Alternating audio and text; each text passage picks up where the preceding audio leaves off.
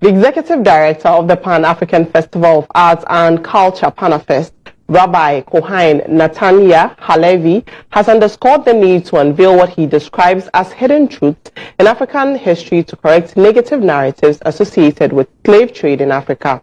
He wants the northern region to be included in the celebration of the Emancipation Day to acknowledge slavery activities in the region. He made the call at the maiden edition of the Panafest Foundation Public Lecture Series in the northern region ahead of the 2023 Panafest celebration in Ghana. The central region of Ghana is renowned for its tourist attractions due to the number of castles, forts, and slave trade activities in the region during the Gold Coast period. However, several other areas, including the northern part of Ghana, played a key role in the trading and camping of most slaves in the slave trade era and its resistance activities. Despite the several slave sites in the northern regions, like the Salaga Slave Market, Salaga Well and Bath Site, Fisa Shrine in Sandema, Pikworo Slave Camp in Paga, Sapali Slave City, and Jole Defense Wall, which are primarily connected to the slave trade, they are less patronized as part of major sites visited by tourists.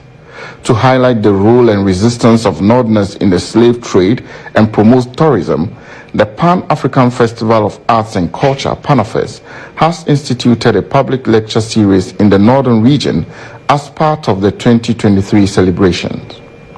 The lecture series, according to the Executive Director of Panafest, Rabbi Kohain Nathanyah Halevi, will help unveil hidden truths about the history of slavery in Africa. As part of the Beyond the Return and the Year of Return and the Panafest legacy, we must correct the narrative, and it's important that we tell our own truth.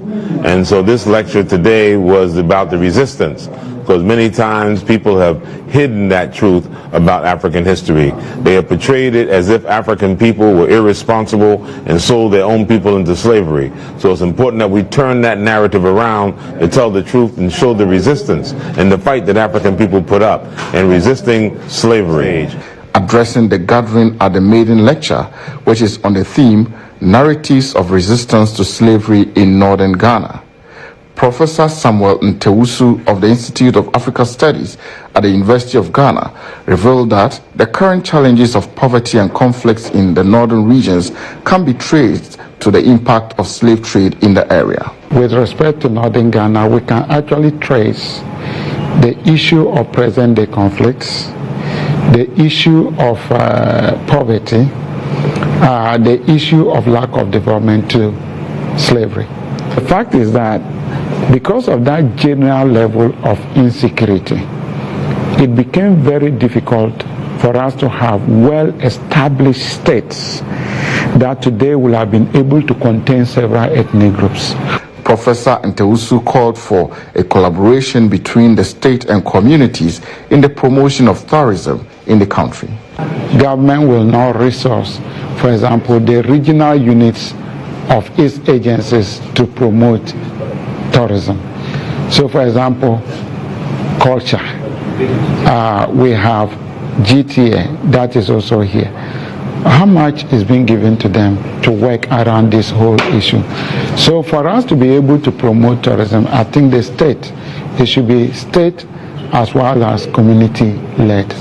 State to come with the resources, and then communities to activate the interest of people in tourism.